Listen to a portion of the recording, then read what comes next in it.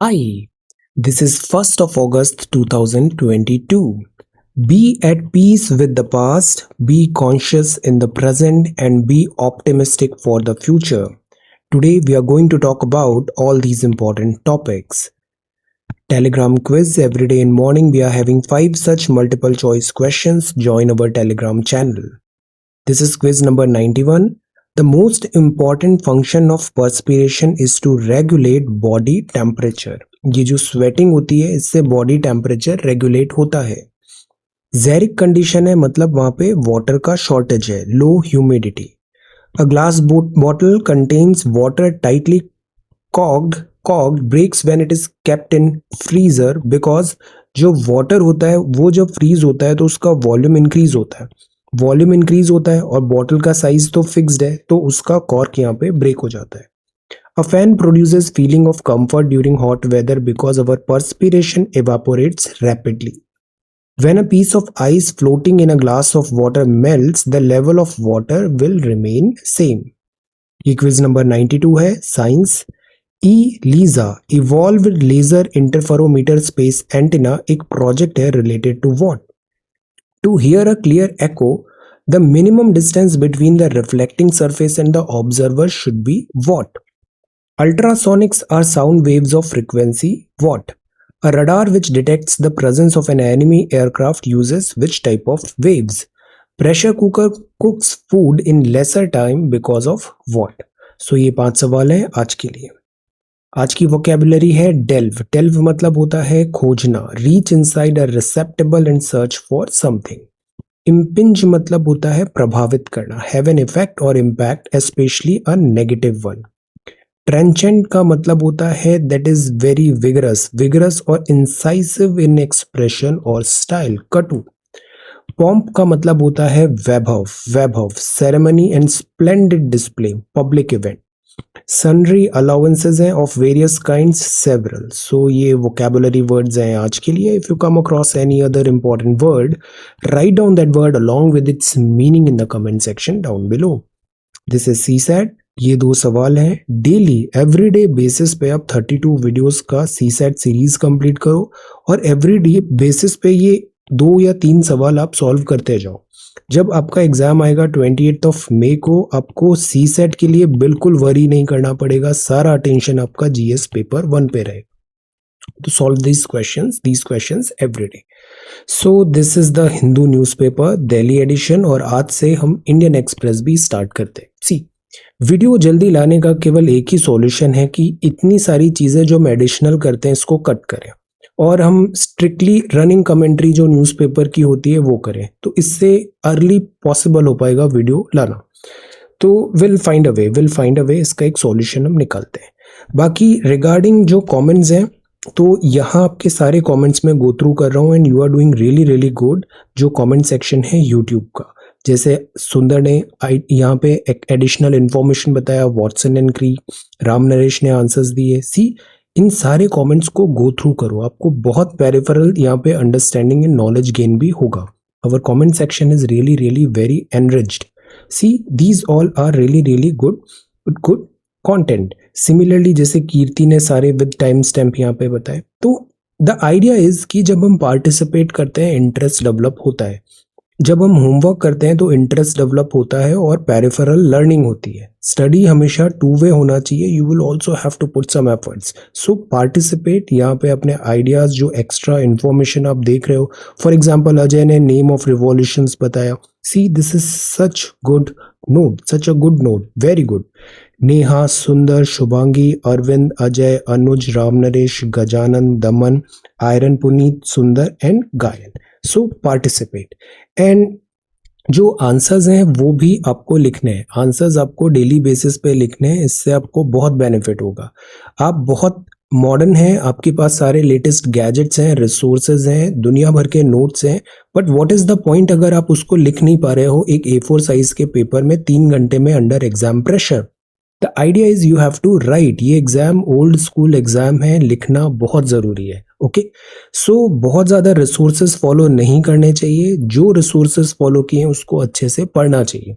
और लिखना बहुत ज़रूरी है। नो मैटर आप 2023, 22, 24, right something every day, right something every day on daily basis.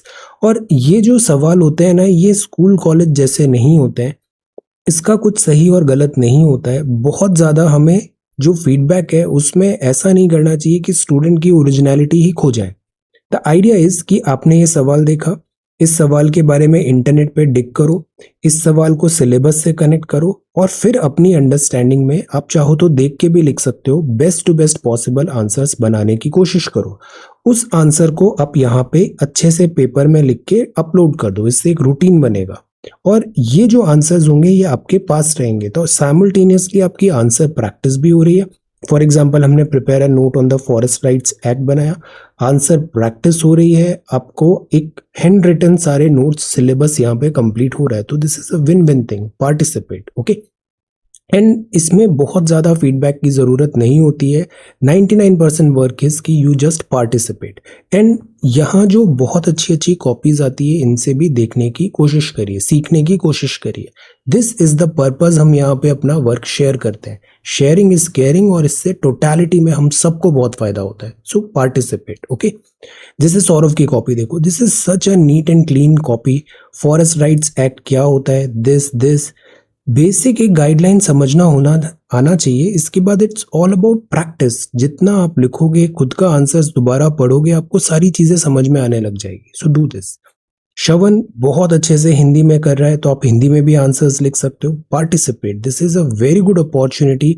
आपको इतने अच्छे स्टूडेंट्स के साथ यहाँ पे पार्टिसिपेट करने का मौका मिल रहा है। Participate. Shagufta, this is again so good, to the point यहाँ पे लिखा है, hand writing point wise everything is so good. इसमें बहुत कुछ चेंजेस नहीं लाने हैं। प्रेजेंटेशन में कॉन्टिन्यूड वर्क होना चाहिए। साथ ही साथ जैसे ये आपने बनाया, दिस एरो से बना दिया, थोड़ा डायग्राम्स बना दी, अब see this diagram, this is so good. तो ये चीज एडिशनल हम ऐड करते जाए। And have faith in your abilities. ये एग्जाम कोई रॉकेट साइंस नहीं है, आप बस लगे रहो, आपको अपने आप इम्प्रूवमेंट होल 360 डिग्री यहाँ पे नजर आएगा। ओके, होलसम इम्प्रूवमेंट नजर आएगा। So that is what we are trying to do. Okay, see this is Saurav again. See अब जैसे यहाँ पे टैबुलेट बना दिया, this is something new. See this map is again so good. आप ऐसा अच्छा मैप क्यों नहीं बना सकते? This map is so good. Simultaneously यहाँ पे मैपिंग की प्रैक्टिस भी हो गई। सो द आइडिया इज हमारे पास कंटेंट पढ़ने की कमी नहीं है, आपको अपनी तरफ से थोड़े एफर्ट्स डालने पड़ेंगे और विदाउट योर ओन एफर्ट्स वैसे भी एग्जाम नहीं निकलना है। So you will have to study, actually study. बातें कम काम ज्यादा, study. Nandini, this is again really good. See ये बहुत अच्छा है। सी इंपॉर्टेंस बताया, चैलेंजेस कितने स्ट्रक्चर्ड वे में बताया, मैप भी है यहाँ पे। Do it, very nice. इसी तरीके से कंटिन्यू करिए इसे। देन सृष्टि, आप बहुत अच्छा लिख रहे हो। सी तो हमें ये भी ध्यान रखना है कि अगर हम वर्किंग होते हैं तो हमें और ज़्यादा लिखने की ज़रूरत है, बिकॉज हम एक बार वर्क में आ जाते हैं तो डेली का आंसर राइटिंग होता नहीं है। स्कूल कॉलेज में directly indirectly we do that. So the idea is if you are working you should write every day, you should write every day. Knowledge का आपको कमी नहीं होगा, आपको बॉटल नेक आएगा मेंस में जब आप उस नॉलेज को लिख नहीं पाओगे। Okay, Satyendra, this is again so good. अब देखो ये कितना अच्छा मैप है। There are so many ideas, so many good students are participating here. Participate. Okay, so this is, see Hindi में कितना अच्छा लिखा है। तो language is not a barrier, आपको पढ़ना पड़ेगा, बस बॉटल नेक वहीं से आएगा। Satyendra, this is again very good. और इंटरनेट में सब कुछ अवेलेबल है, आप थोड़ा सा डिग करो, आपको सारी चीजें मिल जाएंगी। Forest rights act, criteria, Shubham, wonderful. But you have to write. So write, everybody should write. और इस वीडियो को मैं सेपरेट भी कर दूंगा, इसी तरीके से सबमिशंस आएंगे। I will make a separate video ताकि न्यूज़पेपर बल्कि नहीं होगा। Thakur, this is again very nice. See so such a nice answer, nice diagrams. Palika, this is again very nice. Participate, participate. अब see this diagram, this is really good. Participate. Map बहुत अच्छा है, northern part थोड़ा और better हो सकता है। Princy, once again really good. FRA के प्रोविजंस बताए आपने, थोड़ा और डिटेल में हम लिखे हैं। संधु, अब ये स्टाइल भी अच्छी है, this is really good. Features, then this is Gajanan, very nice. See कितना अच्छे से लिखा है यहाँ पे, और मराठी में लिखा हुआ है। सो आप भी पार्टिसिपेट करो। मराठी, बंगाली, सिंधी, गुजराती, हिंदी, इंग्लिश सब है हमारे यहाँ। So you just participate. Okay, then this is Daman. Daman is doing extraordinarily well, बहुत सिंसियरिटी के साथ एंड क्लियर इंप्रूवमेंट्स हैं, so this is good. Suman, this is standard, ये मैप बेटर बनाइए, करेक्ट मैप बनाइए इंडिया का. Then this is geopolitical look west policy, very good. Doctor Juhi, this is again really good, concise notes के format में दिया है. Upload करते वक्त इसको आप थोड़ा रोटेट करिए सो दैट ये वर्टिकल आएगा तो रीडिंग इजी रहेगा उसका. Okay, so this is really good. See, write and write more, this will benefit you a lot. Ram Naresh, this is really good, very nice. See, triangle, excellent, this is so easy, very good. Sundar, I am so happy. इसी तरीके से आप पूरा अच्छे से answers लिखो. This is really good, very nice. अब बहुत मेहनत से पढ़ रहे हो, continue. Okay, then Aarti, once again really good. See, this is very easy work. The difficult part is to start writing, so start writing. Samuel, this is really nice, very good. ये सारे बहुत अच्छे आंसर्स हैं. कीर्ति ने भी लिखा. अब कीर्ति की कॉपी देखो कितना नीट एंड क्लीन है. लर्न, आपकी कॉपी ऐसी क्यों नहीं हो सकती. सी, कितना अच्छा डायग्राम्स है. Learn. Shubhangi, this is such a short, such a depth में यहाँ पे नोट्स बनाए हैं, यहाँ पे बहुत कंसाइज हैं. This is really nice. See, learn these things, diagrams, maps, flow charts, data, reports, सबको यहाँ पे अटैच करने की कोशिश करिए. Dhanakshi, this is very good. Then Puneet, आप भी बहुत अच्छे से लिख रहे हो. यहाँ पे स्केल से 2 लाइन भी ड्रॉ करो, उससे तो उससे विजुअल्स थोड़े और बेटर हो जाएंगे इसके. Okay, this is very nice, this is very good. इसी तरीके से कंटिन्यू करना है. गूगल अर्थ मैप भी इंस्टॉल करना है मोबाइल पे. Then this is Sameer, very good. अब समीर ने बंगाली में आंसर लिखा है. Presentation content looking good, wonderful. Shubhangi, West Asia. अब look at this diagram, this is such a good map, this such a good map. Map भी साइमल्टेनियसली प्रिपेयर हो गया. तो मल्टीपल बेनिफिट्स होते हैं, बस अब आप लिखना चालू करो और न्यूज़पेपर डेली फॉलो करो. Okay, Sameer, this is really nice. So these are your submissions. इसी तरीके से हमें कंटिन्यू करना है. न्यूज़पेपर अब हम और कंसाइज करने की कोशिश करते हैं. So this is August 1st 2022. अब सी, अब न्यूज़पेपर में भी ना, न्यूज़पेपर एग्जाम स्पेसिफिक नहीं होता है, इसमें हर टाइप की न्यूज़ होती है. द आइडिया इज जो न्यूज़ काम की नहीं है आप उसको गो थ्रू करो, इजीली स्किप करो, और जो बहुत ज़्यादा डेप्थ में नहीं जाने की है उसका हेडलाइंस भी मोर देन सफिशिएंट होगा. हम बहुत ज़्यादा कंटेंट कंज्यूम करते हैं और उसका रिवीजन होना it's humanly impossible. So you have to be like selective. बहुत ज़्यादा डेप्थ में, हर टॉपिक का डेप्थ में जाने का ज़रूरत नहीं होता है. और न्यूज़ रिपीट होती है, न्यूज़ ग्रेजुअली आगे बढ़ती है, रिपीटिशन होता है. तो अगर आप रेगुलर रहोगे तो आपको सब समझ में आएगा, रेगुलर नहीं रहोगे तो बीच में आपको ब्रेक नज़र आने लग जाएंगे. Okay, so follow newspaper everyday. अब ये 1 वीक से हम देख रहे हैं, ऑलरेडी स्पेक्ट्रम के बारे में समझ लिया, 5G ऑक्शन के बारे में समझ लिया. तो अभी 6th डे है और 1.5 लाख करोड़ क्रॉस हो गए. देन आप हैं Sanjay Arora, superintendent of police, STF. अभी दिल्ली पुलिस कमिश्नर आप बने हैं. 1988 batch Tamil Nadu cadre IPS officer है आप. Then this is risking all the love of Aravallis. अब ये हमारे लिए बहुत इंपॉर्टेंट टॉपिक है. अरावली, अरावली देखो, ये यहाँ से स्टार्ट है. दिस इज गुजरात, महाराष्ट्र, हरियाणा, दिल्ली, ऐसे करके पूरा अरावली स्प्रेड है. अरावली इंपॉर्टेंट क्यों है? Because these are old fold mountains और ये डायलैपिडेटेड कंडीशंस में. तो Aravalli oldest plateau range India का ऐसे है. This is Aravalli. अब अरावली का सिग्निफिकेंस क्या है? यहाँ है थार डेजर्ट, डेजर्टिफिकेशन हो रहा है. तो अरावली एक बैरियर है, थार को इधर सेंट्रल इंडिया आने से रोक रहा है. तो अगर अरावली नहीं रहेगा तो डेजर्ट है वो सेंट्रल इंडिया आएगा और पूरा हमारा ये पार्ट डेजर्टिफाई हो जाएगा. So that is why Aravalli is very very important.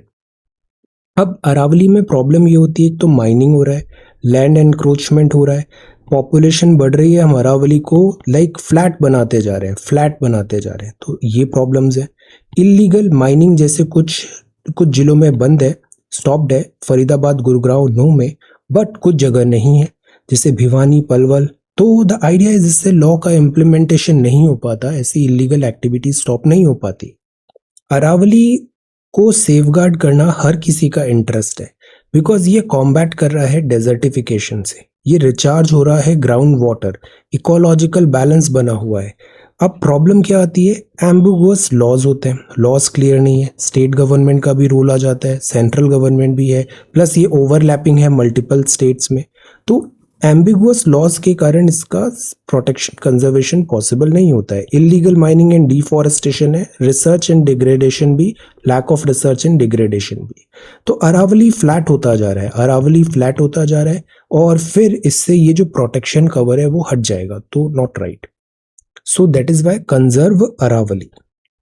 Then Delhiites, examine the exam process. अब एग्जाम में स्टूडेंट्स को आपने पढ़ाया, उसको जज कैसे करो, एग्जामिन कैसे करो। जैसे यूपीएससी 100 एमसीक्यू देती है 2 घंटे में, और इसी बेसिस में 5-6 लाख लोगों में से 10,000 प्रीलिम्स के लिए क्वालिफाई करती है। अब इस एग्जाम में बहुत अनसर्टेनिटी आ जाती है, अनप्रेडिक्टेबलनेस आ जाती है। बहुत सारे अच्छे अच्छे स्टूडेंट्स है वो प्रीलिम्स क्वालिफाई नहीं कर पाते because of this nature of this examination. So ये एग्जाम और कैसे बेटर में डिजाइन किया जाए ताकि जो जेन्युइन हार्डवर्किंग स्टूडेंट है, नेचुरली टैलेंटेड विद एप्टीट्यूड है, वो यहाँ पर हम फिल्टर कर पाए, सेलेक्ट कर पाए। एग्जामिनेशन प्रोसेस में भी ओवरऑल जरूरी है। ये बड़ा अच्छा आर्टिकल है, ABCDE बताया है इसमें। जैसे स्टूडेंट में हमको एप्टीट्यूड देखना चाहिए, उसमें एप्टीट्यूड है या नहीं है, बेसिक चीजें आती है या नहीं आती है। बी से हम बोल्डनेस देख सकते हैं, स्टूडेंट अपनी बात कह पा रहा है, खुल के बता पा रहा है, पार्टिसिपेट कर रहा है। सी से हम क्रिएटिविटी देख सकते हैं, because we do not want robots, we want human beings जो क्रिएटिव हो। डी फॉर डिटर्मिनेशन भी देख सकते हैं हम, ताकि उससे पता चलता है उसमें विल पावर कितना है गोल अचीव करने का। हम ई से एग्जाम्स पे आते हैं, एग्जाम्स में तो एग्जाम्स बेसिकली एक टेस्ट होता है कि अभी तक जो पढ़ाया गया उसमें आप कितने अच्छे हो। तो एकेडमिक जो एग्जाम्स होते हैं ये एक हेल्थ चेकअप के जैसे भी माने जा सकते हैं। हेल्थ चेकअप मतलब बॉडी चेक हो रहा है, हमें पता लग रहा है क्या डेफिशिएंसी है क्या, फिर उसके अकॉर्डिंग हम ट्रीटमेंट करेंगे। सो एग्जाम्स में भी ऐसा क्यों नहीं होता स्कूल कॉलेजेस में कि जो डेफिशिएंसी है स्टूडेंट में हम उसको रेमेडियल मेजर्स करें, उसको करेक्ट करें। हम एग्जाम्स को ऐसा बना देते हैं कि ये एक प्रेस्टीज इशू बन जाता है, इसमें एक शेम एंगल आ जाता है, नेम एंड शेम होने लग जाता है, या फिर सेलिब्रिटी स्टेटस दे दिया जाता है। तो क्या इससे स्टूडेंट्स को कोई बेनिफिट होता है? प्लस क्यों ना जैसे मेडिकल हेल्थ रिपोर्ट्स जो होती है स्टूडेंट्स का, अगर हमको एग्जामिनेशन रिजल्ट डिस्कस करना है, उनकी वीकनेस डिस्कस करना है, तो क्यों ना हम उनको इंडिविजुअली बात करें और समझाएं, पर्सनलाइज्ड वे में उनको बताएं। बिकॉज ये जो एज होती है स्टूडेंट्स का, जो एज जिस एज ग्रुप में, इसमें अक्सर ये देखा गया है कि वो बहुत ज़्यादा सेल्फ कॉन्शियस होते हैं। तो वो कई बार बहुत सारा वर्क करना चाहते हैं बट वो नहीं करते बिकॉज ऑफ दिस कि लोग क्या कहेंगे, सेल्फ कॉन्शियस एटसेट्रा। तो this acts as a barrier, hamper करता है उनकी प्रोग्रेस। फॉर एग्जाम्पल अपने आंसर राइटिंग में भी I receive messages of so many students, वो सेपरेटली अपना आंसर मैसेज करते हैं या ईमेल करते हैं। वाई? उनको डर लगता है कि सोशल मीडिया में, पब्लिक प्लेटफॉर्म सब उनको जज करेंगे, ओपिनियन बनाएंगे, कमेंट्स देंगे etcetera. So they have got this fear. So the point is, इस रीजन के कारण वो खुल के पार्टिसिपेट नहीं कर पा रहे। तो क्यों ना हम यहाँ पर इन सब चीजों को भी ओवरकम करना सिखाएं, स्टूडेंट्स को ओवरकम करना सिखाएं, सो दैट ये जो कई बार जो बैरियर्स होते हैं उनके दिमाग में, जो एट टाइम्स अनरियल भी होते हैं, उससे हम उनको ओवरकम करना सिखाएं। तो एग्जाम्स ऐसे होने चाहिए जो स्टूडेंट्स का पूरा जर्नी भी ट्रेस करे। ये नहीं कि साल भर की तैयारी आप 2 घंटे में लेके चेक कर रहे हो कि ये 100 सवाल में कैसे, क्या सही है क्या गलत है, तो वो एग्जाम प्रोसेस गलत हो जाती है। Examining the exam process. Then this is core constraints. Infrastructure sector's headline growth may be robust but is not broad based yet. अब सी बहुत दिनों से हम प्रीलिम्स में लगातार देख रहे हैं इंफ्रास्ट्रेटस। तो कोर कंस्ट्रेंट्स जो हैं हमने पढ़े थे, 8 कोर सेक्टर है। इंफ्रास्ट्रक्चर रिवाइवल ज़रूरी है। कोर सेक्टर अराउंड 40% जो है कंट्रीब्यूट करता है आईआईपी में भी। कोर सेक्टर का हेल्दी होना ज़रूरी है। तो अभी जो डेटा आया उसमें 2-3 अच्छी बातें। एक तो इलेक्ट्रिसिटी जनरेशन बढ़ा है, which is a sign of recovering economy. Fertilization production भी बढ़ा है, मतलब एग्रीकल्चर हेल्दी है। एग्रीकल्चर हेल्दी है मतलब ज़्यादातर एम्प्लॉयमेंट एग्रीकल्चर में, तो वहाँ एम्प्लॉयमेंट बना हुआ है। सो ये 2 हाइलाइट्स हैं। बट ओवरऑल इसकी बारीकियों में देखें तो अभी भी we are not still out of woods. We should cause concern is that the recovery is still fragmented and dissonant. अभी ये फ्रैक्चर्ड है, और के शेप्ड रिकवरी ज़्यादा है। Certain sector is doing good but ज़्यादातर sectors not doing that good, तो ये डिफिकल्टी है। Rebound momentum seems to be flagging, और आउटपुट थोड़ा डिक्लाइन भी हुआ है इन कंपैरिजन टू मे, तो ये कुछ प्रॉब्लम्स है। अगर मॉनसून टाइम पे नहीं आता है तो अगेन एग्रीकल्चर प्रॉब्लम होगा। मॉनसून ज़्यादा स्ट्रॉन्ग आता है तो फ्लडिंग प्रॉब्लम है, कोल प्रोडक्शन में प्रॉब्लम होगा, इलेक्ट्रिसिटी डिमांड हिट होगी। द आइडिया इज इकोनॉमी में अभी careful manoeuvring is required. Private capital अभी भी नहीं आ रहा है जो क्राउड इन हमने सोचा था। इन्फ्लेशन एक प्रॉब्लम है, global turmoil is another problem. Recovery अब कैसे होगी इकोनॉमी की, बहुत सारे फैक्टर्स पे डिपेंडेंट है। अभी रिसेंटली ताइवान इशू किस डायरेक्शन में जाता है ये भी एक बहुत बड़ा चैलेंज होगा। सो द आइडिया इज कि कैपिटल एक्सपेंडिचर विंडो बंद नहीं होनी चाहिए, सेंटर एंड स्टेट का भी, बिकॉज कैपिटल एक्सपेंडिचर से जो फ्रूट्स ऑफ बेनिफिट है वो बेटर वे में डिस्ट्रीब्यूट हो पाएंगे। यहाँ बात है पीएमएलए। अब 3-4 दिन से हम डेली पीएमएलए देख रहे हैं, एक्सप्लेन सेक्शन में भी देख लिया, आर्टिकल्स भी देख लिए, सुप्रीम कोर्ट का न्यूज़ भी देख लिया। अब इसमें एक और टेक है, ये है एडिटोरियल टेक। तो न्यूज़पेपर स्टैंड अलोन वीडियो नहीं होता, इसमें हम लेयर्स में पढ़ते हैं, हम ग्रेजुअली उससे फैमिलराइज होते हैं, डिफरेंट डिफरेंट व्यू पॉइंट्स बनाते हैं, पढ़ते हैं, तो ये चीज़ रिटेन भी होती है। For example India's criminal justice system we are led to believe, अब ये अच्छा आर्टिकल है, I have put this in note. Set of received axioms हैं हमारे। पहला, person is presumed innocent until proven guilty, मतलब जब तक साबित नहीं हो जाता हम उसको गिल्टी नहीं मानते हैं। देन अंटिल प्रूवन गिल्टी, जब तक गिल्टी प्रूवन नहीं हुआ है हम उसको इनोसेंट मानेंगे। Idea that a person detained on suspicion of having committed an offence would be entitled to bail, और जहां बेलेबल है वहां पे हम बेल भी देते हैं। Criminal law ought not to be retroactive नहीं होता है, ये रेट्रोएक्टिव नहीं होता है। और क्रिमिनल लॉ जो होता है, जैसे हमने टैक्सेशन में पढ़ा था, टैक्सेशन में पढ़ा था बैकडेट, बैकडेट पे इकोनॉमिक टैक्सेशन लगा था, ऑल्दो उसको फिर हटा भी दिया गया। पर जो क्रिमिनल लॉज होते हैं ये बैकडेट में नहीं होते। जैसे क्राइम आज हुआ है, आज उसके लिए वो क्राइम नहीं है। हम ये नहीं कि 2 साल पहले जाके एक नियम बना दें और उसके अकॉर्डिंग आज की एक्टिविटी क्राइम हो जाए, हम ऐसा नहीं करते, रेट्रोस्पेक्टिव नहीं होता। Then idea that a person accused of an offence must be informed, उसको पता होना चाहिए किस बात पे उसको अरेस्ट किया है, किस बात पे उस पे चार्जेस लगे, क्या चार्जेस लगे। And the idea that a suspect has the privilege against incriminating herself, मतलब जो सेल्फ लाइक प्रूफ्स देना है, सेल्फ के लिए गवाही देना है। तो इससे रिलेटेड एक आर्टिकल भी है, टेल सेल्फ इंक्रिमिनेशन अलाउड है या नहीं है। बट द पॉइंट इज कि जो भी जिस पे भी चार्जेस लगे उसको पूरा हक है अपना डिफेंड करने का, अपनी बात वहां पे रखने का, और उसको पता भी होना चाहिए उसको अरेस्ट किया है तो किस बात पे अरेस्ट किया है। तो ये जो मनी लॉन्ड्रिंग है ये सिलेबस में है हमारे। Money laundering refers to the process through which the proceeds from criminal activity are masked with the view to concealing their illegitimate sources। तो जैसे कपड़ा, गंदा कपड़ा धो के साफ कर दिया, तो ऐसे ही जो मनी लॉन्ड्रिंग है, डर्टी मनी है, उसको अपने लॉन्डर करके मेन स्ट्रीम पे ले आए, स्ट्रीमलाइन कर दिया, तो इसको बोलते हैं मनी लॉन्ड्रिंग। अब मनी लॉन्ड्रिंग से रिलेटेड 3-4 केसेस है जो कल हमने पढ़े थे, वो इससे बेटर कंपाइलेशन है, तो सेम चीज है। यहाँ पे एक और चीज बताया है, पुट्टास्वामी केस था अबाउट दिस फ्रीडम प्राइवेसी। तो प्राइवेसी में किस हद तक गवर्नमेंट का एनक्रोचमेंट हो, गवर्नमेंट अगर, बिकॉज फंडामेंटल राइट्स क्या होते हैं, सिटीजन्स को डिफेंड करते हैं फ्रॉम गवर्नमेंट। सो गवर्नमेंट अगर एनक्रोच करेगी fundamental rights like right to privacy etcetera में in the name of this different acts, तो उसके लिए कोर्ट्स को क्या स्टैंड लेना चाहिए, ये यहाँ पर है। बाकी हमको इसमें पॉलिटिकल चीज़ों में नहीं जाना है, अपॉलिटिकली यहाँ के जो मेरिट्स हैं इस लॉ के और दिस कॉन्सेप्ट के, उसी में हमें फोकस करना है। Okay, then India's wheat waiver WTO demands is risk fraud. अब देखो हमारे यहाँ व्हीट प्रोडक्शन होता है, देयर वाज अ टाइम हम शिप टू माउथ थे, फिर आई ग्रीन रिवॉल्यूशन और व्हीट का प्रोडक्शन बहुत अच्छा होने लग गया। तो व्हीट प्रोडक्शन, अब व्हीट प्रोडक्शन से 2 मायने हैं। पहला मायना तो ये है, इससे हम अपनी फूड सिक्योरिटी इंश्योर कराते हैं, फूड सिक्योरिटी, जो हमारी लोकल डोमेस्टिक पॉपुलेशन है उसको फूड प्रोवाइड कराना। सेकंड, एट टाइम्स हम इसका एक्सपोर्ट की भी बात करते हैं, एक्सपोर्ट। अब सी, अगर वर्ल्ड ट्रेड ऑर्गेनाइजेशन की बात करें तो डब्ल्यूटीओ क्या चाहती है, अपने मेंबर्स में एक लॉ के हिसाब से काम हो।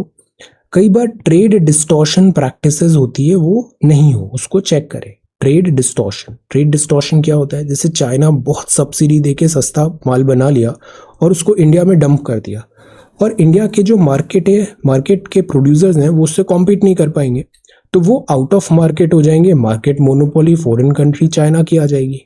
ये ऐसी ट्रेड प्रैक्टिसेस होती है। इंडिया में क्या होता है कि हम सब्सिडी प्रोवाइड करते हैं। सब्सिडी मतलब 100 रुपए का सामान है, 30 रुपए गवर्नमेंट सब्सिडी दे देगी, तो वो 70 रुपए का ही पड़ेगा, जैसे सिलेंडर सब्सिडी एक्सेट्रा। अब सब्सिडी अगर आप फूड प्रोडक्ट्स में दे रहे हो, एमएसपी फूड प्रोडक्ट्स में दे रहे हो, प्रोक्योरमेंट फूड प्रोडक्ट्स में दे रहे हो, तो डब्ल्यूटीओ बोलता है, ये डब्ल्यूटीओ रूल्स के अगेंस्ट है कि आप सस्ता एग्रीकल्चरल प्रोडक्ट्स प्रोड्यूस करा रहे हो और इसको आप एक्सपोर्ट भी कर दोगे, तो इससे वर्ल्ड का जो मार्केट प्राइसेस है वो हैम्पर होगी। तो this is against WTO rules. अब इंडिया बोलता है कि it is not against, because ये जो सब्सिडी देते हैं, ये जो प्रोक्योरमेंट करते हैं, ये जो पब्लिक डिस्ट्रीब्यूशन सिस्टम है हमारा, ये इंडिया बिकॉज एक डेवलपिंग कंट्री है, हमें वेलफेयर के अंदर हम अपनी डोमेस्टिक लोगों को ये प्रोवाइड कराते हैं, तो इसलिए इंडिया को एट टाइम्स यहाँ पे वेवर भी मिलता है, जैसे डी मिनिमस एक्सेट्रा। अब बात ये आती है कि कोविड-19 का भी टाइम है, ऑलरेडी फूड शॉर्टेज जैसी प्रॉब्लम्स हमने वर्ल्ड में देखी है। इंडिया डब्ल्यूटीओ के जो रूल्स हैं उसको चैलेंज करे या फिर पर्टिकुलर कुछ चीज़ों पे देखे कि वीट पे वेवर मिल जाए, केस बाय केस बेसिस पे। आर्टिकल ये लिखा हुआ है केस बाय केस बेसिस के बजाय हमें जो फंडामेंटल पॉलिसीज हैं डब्ल्यूटीओ की, वहाँ रिफॉर्म्स करना चाहिए। पॉलिसीज कैसी है? जैसे वेवर हमने कुछ टाइम पहले आईपीआर का मांगा था कोविड-19 वैक्सीनेशन के लिए, इंटेलेक्चुअल प्रॉपर्टी राइट्स, बट वो वेवर मिला नहीं मिला, साउथ अफ्रीका एंड दिस हमने मांगा था। अब कुछ टर्म्स बताओ डब्ल्यूटीओ के जैसे होते हैं ना, हमने जैसे इंटेलेक्चुअल प्रॉपर्टी राइट्स पढ़ा, ट्रिप्स क्या होता है ना, ट्रिम्स क्या होता है। अब इसमें इंटेलेक्चुअल प्रॉपर्टी राइट्स में भी डिफरेंट कीवर्ड्स हैं, जैसे कि कॉपीराइट क्या होता है, ट्रेडमार्क क्या होता है, लाइक दैट। इसको एक छोटा सा नोट तैयार करो, दिस इज इम्पॉर्टेंट। इसी से रिलेटेड एक और नोट तैयार करो, amber subsidy, amber box, blue box, orange box etcetera क्या होता है। तो ये हुआ डब्ल्यूटीओ। अब डब्ल्यूटीओ में जो हमारा पब्लिक स्टॉक होल्डिंग है, मतलब हम क्या करते हैं, किसानों से एक एमएसपी पे या प्रोक्योरमेंट प्राइस पे अनाज खरीदते हैं, फूड कॉरपोरेशन ऑफ इंडिया में वो स्टोर होता है, फिर देश की अलग अलग पीडीएस में जाके वो डिस्ट्रीब्यूट हो जाता है, फेयर प्राइस शॉप्स में भी और पब्लिक डिस्ट्रीब्यूशन पॉलिसीज के थ्रू। अब इसमें जो हम प्रोक्योरमेंट कर रहे हैं फार्मर से, एडमिनिस्ट्रेड प्राइस है, वो थोड़ा मार्केट प्राइस से ज़्यादा भी हो सकती है, उनको रेन्यूमरेशन भी मिल रहे हैं फार्मर्स को। डब्ल्यूटीओ बोलते हैं कि ये चीज़ करने से, इससे आप डब्ल्यूटीओ के लॉ ब्रीच कर रहे हो, कि आप ट्रेड डिस्टॉर्शन प्रैक्टिसेस अपना रहे हो। तो इंडिया को पीस क्लॉज से थोड़ा टेम्पररी बैन मिल गया था, but this is again temporary, we need to find permanent solution. तो ये यहाँ पे बातें, MSP, procurement price, WTO, food export and food safety and security.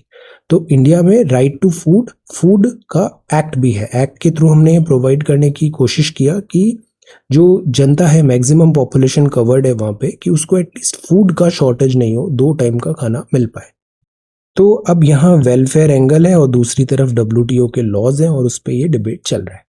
तो द आइडिया इज कि हम अभी वीट एक्सपोर्ट्स का वेवर लेने के बजाय पूरी जो पॉलिसी है उसी को चैलेंज करें तो बेटर होगा। Then representation all the way up India हमारा इतना ब्यूटीफुल क्यों है? Because we are not like European countries जहाँ पे, या कंट्री जिसमें डायनेस्टी चल रही है, we are not like that, we are republic है हम। रिपब्लिक मतलब जो हेड ऑफ द स्टेट है हमारा, वो चुनाव चुन के आया हुआ है, हमने खुद चूज किया, वो कोई डायनेस्टी नहीं है। तो that is why look at the beauty of our constitution कि प्रेसिडेंट मुर्मू, ऑर्डिनरी पीपल भी जो है हमारे, आम नागरिक भी जो हैं, जो डायनेस्टी से नहीं है या फिर जिनके पास मोनार्की नहीं है, वो हर कोई ड्रीम कर सकता है और वो बन सकता है देश का राष्ट्रपति। जैसे हमने देखा कलाम साहब साइंटिस्ट, राष्ट्रपति, कोविंद साहब बने, देन अभी मुर्मू मैम है। सो the idea is representation all the way up. और ये पॉसिबल क्यों हुआ? ये पॉसिबल लिए हुआ बिकॉज भारत में संविधान के हिसाब से चीज़ें चलती है, कॉन्स्टिट्यूशन के अकॉर्डिंग चीज़ें चलती है। So this is important, constitution. तो this is Indian constitution 73rd 74th में डिसेंट्रलाइजेशन की भी बात हुई थी। यूरेशिया को क्लोजर लाए। अब ये इंपॉर्टेंट क्यों है? ये इंपॉर्टेंट है आईएनएसटीसी के कारण, international north south transport corridor. ये इंडिया है, इंडिया से आप जाओ ईरान, यहाँ पे ईरान से आप यहाँ पे कैस्पियन सी होते हुए मॉस्को, सेंट पीटर्सबर्ग, फिर बाल्टिक सी भी आ गया, नॉर्थ सी भी आ गया, नॉर्थ सी देन मेडिटेरेनियन, और ये रूट तो सी रूट है ही। सो द आइडिया इज अगर ये अच्छे से वर्क करता है चाबहार पोर्ट, तो हम पूरा यूरोप कवर कर लेंगे, अपने प्रोडक्ट्स वहां पे ट्रांसपोर्ट कर पाएंगे। तो that is why INSTC is very important. 7200 kilometre का है, मल्टी मोडल ट्रांसपोर्ट है, जिसमें रोड, रेल, मैरीटाइम सब है। रशिया इंडिया कनेक्टिविटी हो रहा है through central Asia and Iran. Central Asia के जो ये CIS कंट्रीज हैं, इनके नाम बताइए। तो इससे क्या होगा? फ्री ट्रेड का बैरियर भी कम होगा, डिस्टेंस बैरियर, ट्रांसपोर्टेशन बैरियर दूर होगा। तो यहाँ पे इन्वेस्टमेंट के लिए ईरान का चाबहार पोर्ट इंपॉर्टेंट है, और अभी यहाँ फेवरेबल विंड्स आने लग गई हैं। सो इंडिया को इस डायरेक्शन में आगे बढ़ना चाहिए। Bringing Eurasia together, Europe and Asia. एक पर्वत है, दिस इज यूरेशियन, और फिर इधर हो जाता है, जैसे मॉस्को इस साइड है, तो रशिया यूरोप में भी है और एशिया में भी है, बट यूरोप में कैपिटल है, तो प्राइमरली जो वेल नोन रशिया का पार्ट है वो यूरोप में ज़्यादा है। आईएनएसटीसी सेवरल थिंग्स है। पहले इसमें हम इंडिया जो बाईपास कर पाएगा पाकिस्तान, बिकॉज पाकिस्तान अक्सर एक बैरियर हो जाता है, चैलेंज हो जाता है एक्सेस टू एशिया का। ऑल्दो अफगानिस्तान के साथ हमारी बॉर्डर शेयर होती है, उस बॉर्डर का कितना नंबर है, टेल कितने किलोमीटर लॉन्ग है। तो द आइडिया इज इससे एक तो पाकिस्तान फैक्टर को हम बाईपास कर पाएंगे, ईरान के थ्रू चले जाएंगे, Iran is a friendly country. INSTC can shape a north south transport corridor जो कॉम्प्लीमेंट कर सकता है चाइना के बेल्ट एंड रोड इनिशिएटिव को भी। तो ये ऐसी कुछ प्राइमरली यहाँ पे बातें। लेट अस सी एसटीसी। ओके, अब आईएनएसटीसी को इतना अभी फैनफेयर से नहीं इतना लाइमलाइट मिला, सारा लाइमलाइट क्वाड में चला गया था। अब यहाँ एक और बात है, वो है इंडिया का नॉन अलाइनमेंट मूवमेंट। इंडिया ऐसा है कि इंडिया क्वाड के लिए भी एक्टिव है, क्वाड मतलब यूएस लेड, और रशिया एंड देन ईरान, यहाँ पर भी इंडिया की अच्छी खासी प्रेजेंस है। तो इंडिया का ये स्ट्रेंथ रहा है कि हम इंडिपेंडेंट फॉरेन पॉलिसी हमेशा से फॉलो किए। तो इससे इंडियन कंपनीज को भी बेनिफिट मिलेगा, जैसे इरकॉन बना रहा है यहाँ पे रेलवे नेटवर्क का, फिर एक चाहबार से जाहेदान रेलवे लाइन बनाने की बात थी, वर्क मिलेगा यहाँ पे। तो इंडियन PSUs एटसेट्रा के लिए भी ये बेनिफिट होगा, इरकॉन वगैरह। तो लेट अस सी ये किस डायरेक्शन में बढ़ता है, और इसके साथ जो भी फ्रेश स्टार्ट हो रही है वो लॉडेबल है। Representation among lower judiciary, ITR file का लास्ट डेट थी, retail inflation, FPI, terror attack in Pakistan and costly infra. अब सी जो टेररिज्म होता है, जो Pakistan state sponsored terrorism policy अपनाया है, अब देखो ये फ्रैंकेस्टाइन मॉन्स्टर इधर ही डिफरेंस, इधर ही यहाँ पे हार्म पहुंचा रहा है। सो दैट इज वाई ये जो टेररिज्म है इसको डिफीट करना बहुत जरूरी है, टेररिज्म को डिफीट करना जरूरी है। Then this is Canada. This is need for a distinction between blasphemy and hate speech. Blasphemy and hate speech. तो the idea is कि blasphemy, hate speech, ये सारी चीजें are wrong. This is wrong. जो आपका बिलीफ सिस्टम है, आपके जो बिलीफ सिस्टम है, वैल्यू सिस्टम है, जो रिलीजियस आइडियल्स हैं, रिलीजियस बिलीफ सिस्टम है, तो द आइडिया इज इस बेसिस पे अगर हम हेट स्पीचेस ब्लेस्फेमी के थ्रू डिवाइड करने की कोशिश करते हैं तो वो एक रॉन्ग सेटअप होता है कंट्री के लिए। अगर इसमें बात करें तो एक सेक्शन 295 है, there is not formal legislation against blasphemy. Blasphemy मतलब किसी के रिलीजियस भावनाओं को, because religious belief system is a very personalized thing. अगर आप उस किसी की भावनाओं को ऐसे ठेस पहुंचा रहे हैं तो वो ब्लेस्फेमी होता है, रिलीजियस बिलीफ सिस्टम को। तो हेट स्पीच एक ब्रॉडर टर्म बोल सकते हैं, हेट स्पीच का सबसेट ब्लेस्फेमी हो सकता है। क्लोजेस्ट इक्विवेलेंट ब्लेस्फेमी का सेक्शन 295A है, जो पनिश करता है ऐसे स्पीच, राइटिंग, साइंस को जो मेलिशियस होता है, मेलिशियस इंटेंट होता है, जो इंसल्ट करता है सिटीजन्स रिलीजन और रिलीजियस बिलीफ्स को। इसमें फाइन और इम्प्रिजनमेंट की भी बात है। अब जो बात है आर्टिकल में कि ये जो ब्लेस्फेमी है इसको अगर हम सेपरेटली भी आइडेंटिफाई करके डिफाइन करें तो बेटर वे में हम इन सब से डील कर सकते हैं। This is the argument. The technology powering hybrid electric vehicles. अब देखो, अभी एक कार लॉन्च हुआ, एक हुआ इससे पहले इसका भी आया था होंडा सिटी हाइब्रिड। देन अभी टोयोटा एंड मारुति सुजुकी ने भी कार्स लॉन्च किया है। और वो कार्स ना नेक्सॉन की तरह ई व्हीकल नहीं है, वो जो कार्स हैं वो हैं हाइब्रिड मॉडल। हाइब्रिड का मतलब होता है उसमें इंटरनल कंबशन इंजन भी है और साथ ही साथ बैटरी सिस्टम भी है, हाइब्रिड है। तो हाइब्रिड सिस्टम से क्या होगा, best of both the world हो जाएंगे। बैटरी से भी चल रही है बट फ्यूल का ऑप्शन भी है, ताकि जो रेंज एंजाइटी होती है वो नहीं होगी। सो दिस इज हाइब्रिड। बैटरी अगर कंप्लीट बैटरी हो जाती है तो इसमें बॉटलनेक्स हैं, जैसे चार्जिंग स्टेशन नहीं है, कई बार चार्जिंग में बहुत टाइम लगता है, रेंज कम होती है, there are problems. So why not meanwhile हम हाइब्रिड सिस्टम को आगे प्रोपेल करें और ज़्यादा बेटर रिजल्ट्स आ सकते हैं यहाँ पे। सो ये है हाइब्रिड। हाइब्रिड में एक मॉडल और होता है, जैसे इंटरनल कंबशन इंजन मतलब फॉसल फ्यूल, पेट्रोल डीजल से ये चल रही है, गाड़ी चल रही है, ब्रेक लग रहा है, तो काइनेटिक एनर्जी से क्यों ना बैटरी को रिचार्ज किया जाए, तो ये होता है रीजनरेटिव ब्रेक्स। तो ई व्हीकल्स आप देखना शहर के अंदर ज़्यादा माइलेज देते हैं बजाय हाईवेज में। तो हाइब्रिड टेक्नोलॉजी जो है, इससे हम best of both the worlds लेंगे। ई जो व्हीकल होता है उसका टॉर्क मिलेगा, स्पीड मिलेगा, साइलेंस मिलेगा, कंफर्ट मिलेगा बैटरी ऑपरेटेड का, but at the same time हमारे पास फ्यूल ऑप्शन भी रहेगा। तो ओवरऑल रेंज भी बढ़ जाएगी, फ्यूल एफिशिएंसी, जैसे होंडा सिटी हाइब्रिड 27-28 का एवरेज देती है, तो this will be really really good. Power and torque भी होगा। अभी चैलेंजेस यही है कि कॉस्ट बहुत हो जाता है। गवर्नमेंट ऑल दो इसमें सब्सिडी करने की भी कोशिश कर रही है। तो इंटरनल कंबशन इंजन में गडकरी साहब का एक स्टेटमेंट भी आया था कि ये अब ज़्यादा नहीं चलेंगे, जो फ्यूचर है उसमें हम बैटरी या फिर बेटर फ्यूल की तरफ मूव करेंगे। और यही रीज़न है कि आप देखो सऊदी हुआ, यूएई हुआ, दे नो कि फॉसल फ्यूल के days are numbered, so that is why they are trying to diversify their economy. Then English में है, जब हम बोलते हैं सेकंड गेस ले रहे हैं, मतलब आप एंटिसिपेट करो कि ये चीज़ होने वाली है। For example, when you second guess someone, you anticipate what she's going to say or do. You guess what she's going to do even before she actually does it. तो जब हम हैबिचुअल हो जाते हैं, रोज देख रहे हैं, तो हम उस पर्सन की नेचर और थॉट प्रोसेस को भी समझने लग जाते हैं।